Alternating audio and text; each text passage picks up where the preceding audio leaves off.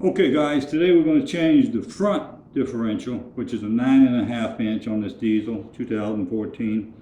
And we're going to do a little different than we did last time. We're just going to suck it out. Because this differential is really not under a lot of stress. I don't use 4x4 very often. And it runs very cool. I've checked it. In fact, I just checked it after a long trip. It was 74 degrees. So that's the way I'm going to do it. The bolts are hard to get to. They call for 30 foot-pounds of torque on those things, and they have 10 millimeter bolt. Doesn't make sense to me, but you know, we went through that last time. So what I'm going to do this time, it's got the same type of plug on it, calls for 24 foot-pounds of torque. I'm going to use one of these little gizmos here. And I got to back up stuff in case this doesn't work, but basically it's just a little suction pump, okay? All right, so we got the little Harbor Freight pump pulling oil out. It works surprisingly well. I like to start out with everything clean and, you know, keep everything as clean as you can. My wife would argue with that vehemently. That's a good word, vehemently. I don't think I could say that twice. And because my workshop looks like hell. But look at the quality of this oil that's coming out of there. See, I don't use my front differential for anything but just grocery getting and pulling my travel trailer. And it's actually usually on the light side when I'm pulling my travel trailer. I'm a little heavy on the back end. And but it's still turning. But man, is that oil clean.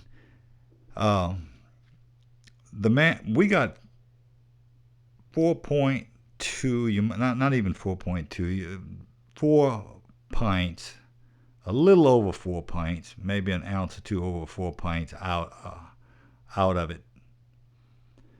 And the book says 4.6 is what it holds.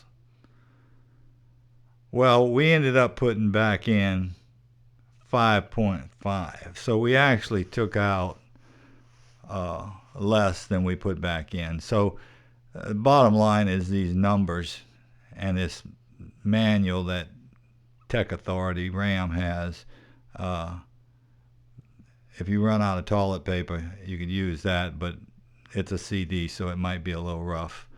Their numbers are just screwed up. But look at the quality of that oil. I mean, 60,000 miles on this would be nothing, and unless you're doing a lot of four-wheel drive, and that's something else. By the way, we're going to also check the vent line, and I'll show you where that's at later. If I don't have time in this video, we'll do a little short video to show you where to check the vent line on it. It runs up by the wheel well, like the other one, and it's pretty easy to see the actual check valve itself. You know, one thing that's kind of curious about this front one is that's 10 millimeter bolts right there, not 13 like the rear. Not sure why, but the torque specs on them are still 30 pounds. I don't understand why. Maybe the threads are M8 threads, metric threads, like the back, and the head is just smaller, 10 millimeter socket. I don't know, but I would not put 30 foot-pounds on those bolts. It's just, you're gonna run into problems, I think. Man, it scared me when I got to 25 on the back, and there's stories after story on some of these forums about people ringing off bolts trying to get to 30. So use your common sense on that, guy. I'd say 20, 25 is plenty in my way of thinking about it. But anyway, we went ahead and finished this up, and we'll go ahead and get into the refilling now because this gets a little boring here. All I'm doing there is just fishing around and trying to make sure I'm getting it all. But it's a handy little pump, but boy does it stink. That's a good way to store it. Just stick the suction into the discharge, and you can use it for anything or use it next time. Putting it in a Ziploc bag is a good way to keep it, you know, clean. I like the little plunger pump for pulling out of the bottles because it seems like it's a cleaner way of doing it. And I think if you adjust that little dip tube that goes down into it and have it go all the way to the bottom, you won't have the problem I had, whereas it leaves a little bit in the bottom, and then you have to, pour one bottle into another to consolidate all your oil in the end. So we got a little over 2 quarts, maybe 2 quarts and an ounce or two out of the differential, which was less than I thought. Well, the book says 4.6, but I tell you what you can do with that book. Now, going back in and look how pretty that new stuff is. That's a little plunger pump. I bought that at AutoZone. That works real well too. That screws right into the jug itself. I wish I could show that to you. My photography's not that great, but it works really well, and it pumps fast. You can see it's starting to suck air already. Now that's just about a half of a quart there, because that's what's left over from the rear. And as I said, the rear uses the same oil as the front. So if you go whatever oil you buy and you plan on doing them both, get the same for the front and the back. As I said, I ended up putting 5.5 pints in it. I measured it very precisely, and which is strange, because I only took out a little over 4 pints. So weird, but that's the way it is. I think they had the level down too low.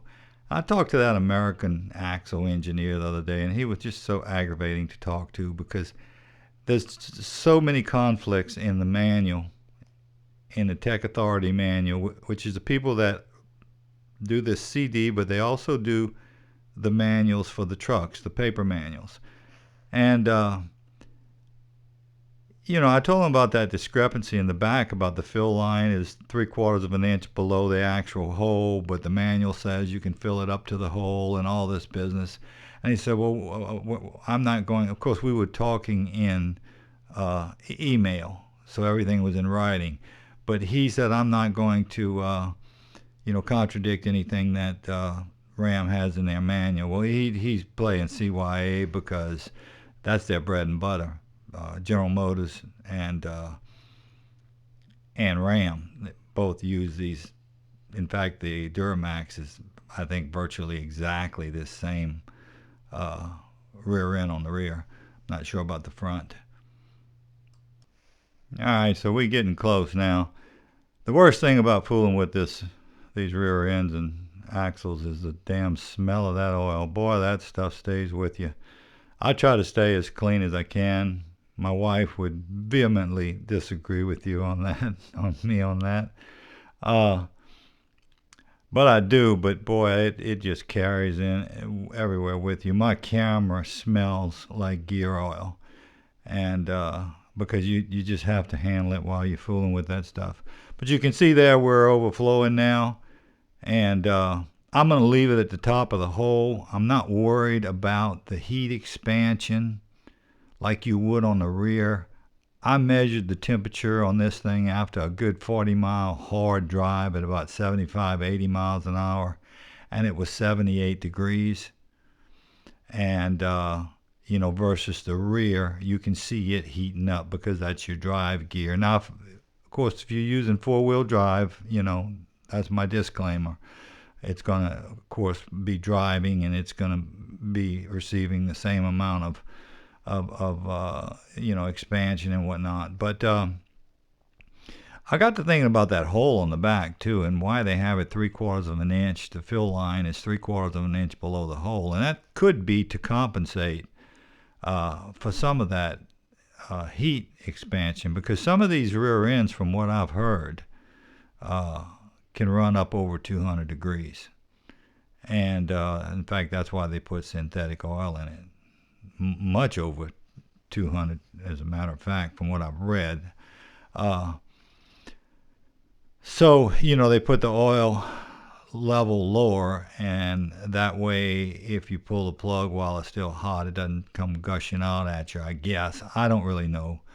But it's a strange thing, because every one I've ever seen, you'd fill it to the top of the hole. And that's what we're going to do on the front, because like I say, there's virtually no temperature change in this thing. And we'll go take a test drive and see how it works out, but I'm sure it's going to be fine. All right, that's going to do it for us. Let's button it up, go take it for a ride, and check it out. I'm sure it's going to be okay. Lessons learned: be very careful when interpreting these Tech Authority manuals. By the way, they do all the manuals for Chrysler. They do the shop manual, which I've seen, which is no better than that CD. I can see why these shop hands have such a hard time doing a good job on our trucks. The paper manuals in the trucks and the CDs, they're all about the same. So take what you see in there with a grain of salt, guys, because there's a lot of mistakes. Okay, guys, so what we're looking at here is the vent line on the left-hand side of the truck, the driver's side of the truck, under the front wheel well. That's the vent line for the front differential. Now, to get to the other end, you got to get up under the truck. You can see the oil pan straight ahead there. And of course, that differential, when you're looking at the front of the truck from laying under the truck like we are, it's going to be on the left-hand side, right? That front differential is slightly to the left as it comes into the transfer case. So right there where I'm reaching now is the hose that plugs right into the top of the front differential. Just grab that. This one did have a tie wrap on it. My back one probably did also, but somebody didn't put it back on. But anyway, you just grab that, kind of wiggle it around. It's a little tight. Pull it off. It's just a slip connection once you cut that tie wrap. And then you can take your air hose and blow that out. Do whatever you want to with it. I just took my air hose and blew it kind of lightly. I don't like blowing back the other way. I just don't like it because I don't know what's in the hose. It'd be probably easier, but I like this way better because I know whatever's in that hose is going away from the differential. Okay. And that's all there is to it. What I did is I sprayed it with some silicone a little bit just to make it easier to slip on, and then I put another tie wrap back on it. As you can see, I'm doing there. It's a little bit tight in there, but it's not bad. Just take your time and cinch it up and clip it off. And I'll put another tie wrap on my little drain hose there.